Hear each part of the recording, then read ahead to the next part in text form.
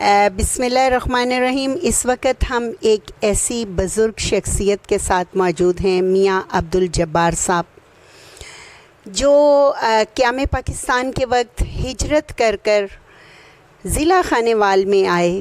آج ہماری خوش قسمتی ہے کہ آج ہمیں ان کے ساتھ ملاقات کرنے کا موقع ملا۔ جی میاں صاحب، اپنی زندگی کی کہانی ہمارے سے کچھ شیئر کریں گے؟ بالکل انشاءاللہ کروں گا۔ آپ کا نام، تعلیم کہاں سے حاصل کی، پاکستان کیسے آئے؟ میرا نام عبدالجبار، میاں عبدالجبار۔ تو ہم پاکستان بننے سے پہلے نورپور حکیمہ والا تحصیل زیرہ ضلع فیروزپور میں رہتے تھے۔ اور پھر قیام پاکستان سے پہلے آپ کبیر والا میں غالباً آئے یا بعد میں آئے، اور کس طرح سے آئے، کچھ یاد ہے آپ کو؟ ہاں کچھ یاد ہے۔ ہم ضلع فیروزپور سے تحصیل زیرہ کے رہنے والے تھے۔ ارائیں برادری سے ہمارا تعلق تھا۔ اس گاؤں میں کچھ کمبو رہتے تھے، کچھ ارائیں رہتے تھے، اور میری عمر اس وقت تقریباً 8.5-9 سال تھی جب پاکستان بارد وجود میں آیا۔ تو پاکستان بارد وجود میں آنے سے پہلے ہم امن سے رہتے تھے، لیکن معلوم نہیں کیا ہوا کہ پاکستان سکھوں اور ہندوؤں کو اتنا برا لگا کہ وہ ان کو جان کے لالے پڑ گئے۔ اور پھر وہاں سے آپ ہجرت کر کے آ گئے۔ آپ کو کچھ یاد، آپ کے والدین، بہن بھائی آپ کے ساتھ تھے؟ ہاں سارا گاؤں تقریباً ساتھ تھا۔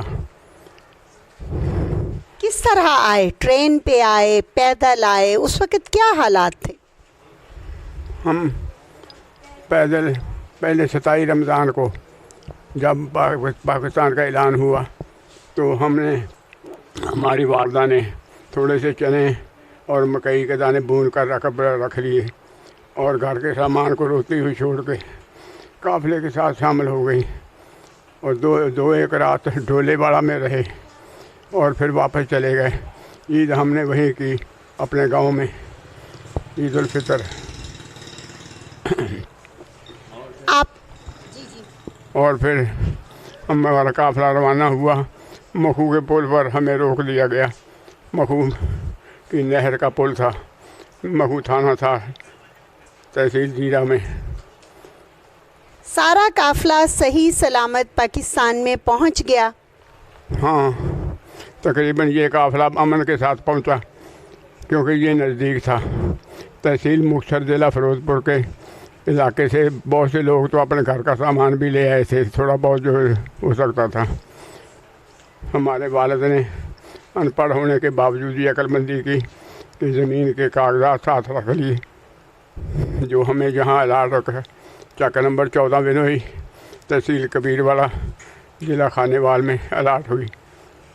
اچھا بزرگوں، ہم جب تاریخ پاکستان پڑھتے ہیں تو اس وقت پتہ چلتا ہے کہ ہجرت کے وقت بڑا خون خرابہ ہوا تھا، بڑے مسائل ہوئے تھے، لوگوں نے ایک طرف تو اپنا گھر بار چھوڑا، دوسرا وہ قافلوں کی صورت میں بھی غیر محفوظ تھے، ان کو آ کے رہائش کے حوالے سے مسائل رہے۔ اس حوالے سے آپ کیا کہتے ہیں؟ جب پل پر پہنچے نا، مکھو کے پل پر، تو ہمیں کہا گیا کہ ایک گھرانہ جو ہے نا وہ آئے۔ ان کو کیا کرتے تھے، جو سنی ہوئی بات ہے اور حقیقت بھی یہی تھی کہ تھانے دار سکھ تھا اور ہندو سپاہی تھے ان کے ساتھ۔ وہ مسلمانوں کے ایک گھرانے کو لیتے، ان سے سارا سامان چھین لیتے، حتیٰ کہ ڈنڈے وغیرہ جو تھے وہ بھی نہیں جانے دیتے تھے، اور پھر انہیں 5 روپے دیتے۔ 5 روپے آگے سے کھڑے تھے، وہ چھین لیتے اور انہیں قتل کر کے نہر میں پھینک دیتے۔ اچھا، یہ تو بہت دردناک کہانی ہے، اور بہت سارے ایسے آپ نے مناظر بھی دیکھے ہوں گے، یقیناً وہ آپ کو آج تک یاد ہوں گے۔ میں آپ سے پوچھنا چاہوں گی کہ آپ نے اپنی کچھ تعلیم شاید ہندوستان میں حاصل کی اور کچھ پاکستان میں بھی آ کے تعلیم حاصل کی؟ میں اس وقت 9 سال کا تھا، 8.5-9 سال۔ تو میں دھرم کوٹ ہائی اسکول میں مڈل اسکول میں پڑھتا تھا. جماعت چہارم میں میرا داخلہ ابھی ہوا تھا کہ پاکستان مارے وجود میں آیا. تو ہمارے استاد کا نام سیتا رام تھا, مجھے اچھی طرح یاد ہے. اور ہمارا مانیٹر جو تھا وہ سکھ تھا, کرتار سنگھ اس کا نام تھا, دھرمکوٹ کا رہنے والا تھا. ہم نہایت محبت سے پیار سے رہتے تھے, لیکن سکھوں نے ہندوؤں کے کہنے پر مسلمانوں کا قتل عام کیا, بچوں کو ذبح کیا.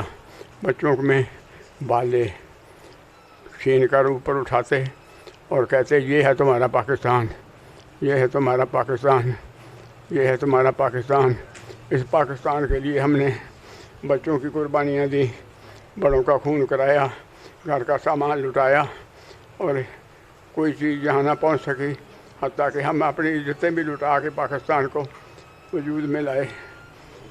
جی, یہ بزرگوں کی زبان کے الفاظ, ان کی آنکھوں کے تاثرات اس بات کی گواہی ہیں کہ یہ ملک بہت سی قربانیوں کے بعد ملا, بہت سی بہنوں بیٹیوں کی عزتوں کے بعد ملا. یہ بہت دردناک کہانیاں ہیں جو شاید نہ آپ کو کتابوں میں ملیں, نہ کنی ڈاکومنٹریز میں ملیں. یہ ان بزرگوں کی زبانی ہی ہمیں سننے کو مل سکتی ہیں. جب آپ وہاں سے آئے, آپ کے وہاں دوست تھے, خانے وال میں بھی بہت سارے یہاں پہ مندر تھے. آج بھی سنت نگر چوک ہے, کوٹ الا سنگھ ہے, تو یہاں پہ بھی آپ کی کچھ سکھوں سے, ہندوؤں سے ملاقات ہوتی تھی؟ ہم سیدھے خانے وال اسٹیشن پر اترے ریل سے اور 9 چک 9 بنوئی میں پہنچ گئے. وہاں ہمارے تایا تھے, پرنسپل, ریٹائرڈ پرنسپل تھے ایمرسن کالج کے, اور ان کا نام تھا میاں محمد ابراہیم. اور پھر آپ ان کے پاس رہنے لگے؟ 1 ماہ تک وہاں رہے. پھر ہمیں زمین الاٹ ہو گئی چک نمبر 14 بنوئی میں. اور یہاں آپ کی ہندوؤں یا سکھوں سے کوئی ملاقات نہ ہوئی, یا وہ لوگ یہاں سے پہلے ہی ہجرت کر کے چلے گئے تھے؟ وہ لوگ ہجرت کرتے پہلے چلے گئے تھے خانے وال اسٹیشن کے اوپر. وہ نہ انہیں باہر آنے دیتے تھے, نہ ہمیں اندر جانے دیتے تھے.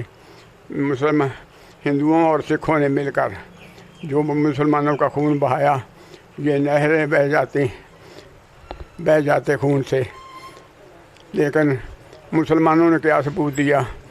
مسلمانوں نے ہندوؤں اور سکھوں کا سامان تک اپنے گاڑیوں پر لاد کر لائے اور امن کے ساتھ انہیں پاکستان سے روانہ کیا.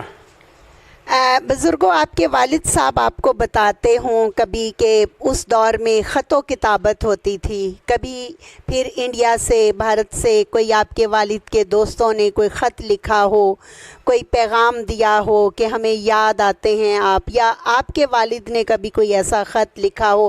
کیونکہ وہ خط و کتابت کا دور ہی تھا نا, تار ہوتی تھی, تار جاتی تھی, یا خط و کتابت. کوئی ایسی یادداشت آپ کے ذہن میں؟ میرے والد صاحب جو تھے وہ ان پڑھ تھے, اور انہیں فکر تھا اپنے بچوں کو روزگار کا, اپنے بچوں کو کھانے کا, پینے کا, پہننے کا. انہیں یہ فکر تھی. وہ گاؤں چک 14 میں آئے تو اس وقت سب ہندو سکھ جہاں سے جا چکے تھے. ہمیں جو زمین الاٹ ہوئی وہ پیڑا رام کے نام سے, وہ سکھ تھا, ہندو تھا. پیڑا رام اس کی چھوڑی ہوئی زمین تھی جو ہمیں الاٹ ہوئی. یعنی آپ یہ کہنا چاہتے ہیں جو زمینیں آپ وہاں چھوڑ کے آئے, وہ جو لوگ ہجرت کر کے یہاں سے گئے وہ ان کو الاٹ ہوئیں, اور جو یہاں سے ہجرت کر کے گئے ان کو وہاں سے جو لوگ آئے ان کی زمینیں الاٹ ہوئیں.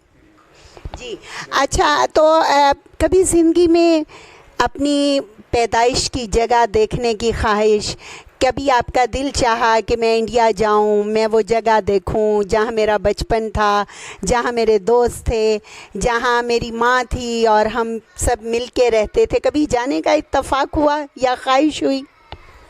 میں پاکستان بننے کے بعد میں نے کبیر والا میں داخلہ لیا ہائی اسکول میں, تو وہاں میں میڈل تک پاس کیا. پھر اسلامیہ ہائی اسکول خانے وال میں داخلہ لے لیا ماسٹر شیر محمد کی مساعدہ سے. تو وہاں سے میں نے میٹرک کا امتحان 1st ڈویژن میں پاس کیا. کس سن میں آپ نے میٹرک کیا؟ 1956 میں 1956 میں میں نے میٹرک اسلامیہ اسکول کیا. پھر مجھے گورنمنٹ نارمل اسکول رنگیل پور ملتان میں داخلہ مل گیا. تو وہاں میں نے JB کا امتحان پاس کیا اور پرائمری اسکول میاں چنو میں پرائیویٹ اسکول تھا, وہاں 70 روپے ماہوار پر مجھے ملازمت مل گئی. اس کے بعد مجھے SB میں کمالیہ میں داخلہ مل گیا, نارمل اسکول کمالیہ. تو وہاں میں نے سن 58 میں 1960 میں تقریباً SB کا امتحان پاس کیا اور پرائمری اسکول. کبھی انڈیا جانے کا شوق ہوا کہ میں اس جگہ کو دیکھوں جہاں میں پیدا ہوا؟ اتفاق ہوا جانے کا دوبارہ سے انڈیا؟ مجھے 5 دفعہ اتفاق ہوا انڈیا جانے کا, لیکن اس علاقے میں نہیں جا سکا. اچھا, جہاں آپ پیدا ہوئے اس علاقے میں آپ؟ نقشہ میرے سامنے موجود ہے, وہ نقشہ, وہ گاؤں, وہ گلیاں جو میں دیکھتا تھا, لیکن والدین کہیں نکلنے نہیں دیتے تھے. جی, تو یہ بزرگ ہمارے لیے بہت بڑا اثاثہ ہیں.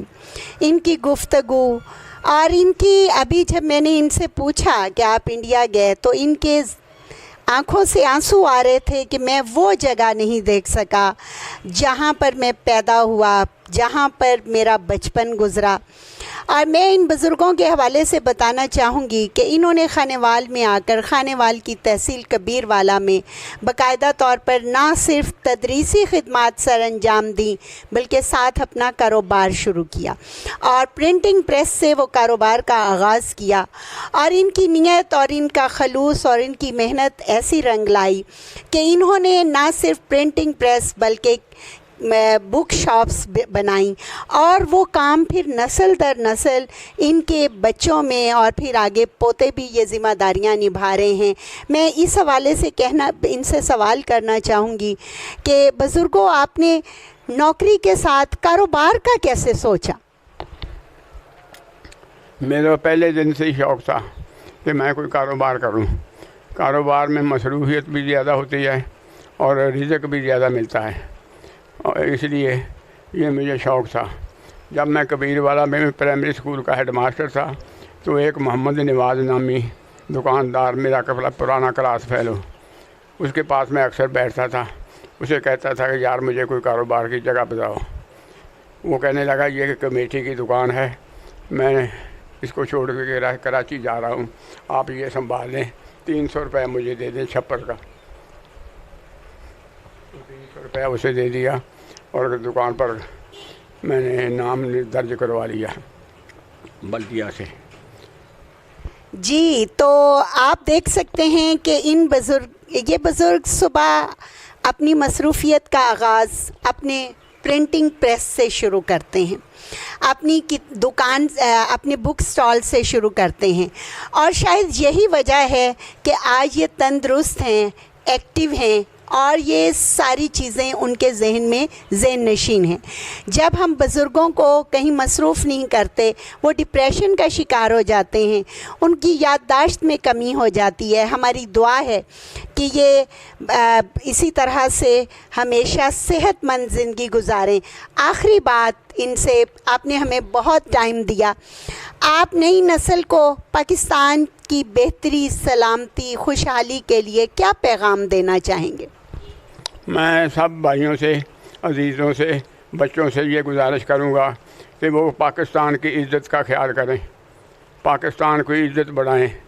پاکستان کو جو کچھ بھی عزت ملنی ہے, جو ملی ہے, وہ قربانیوں سے ملی ہے.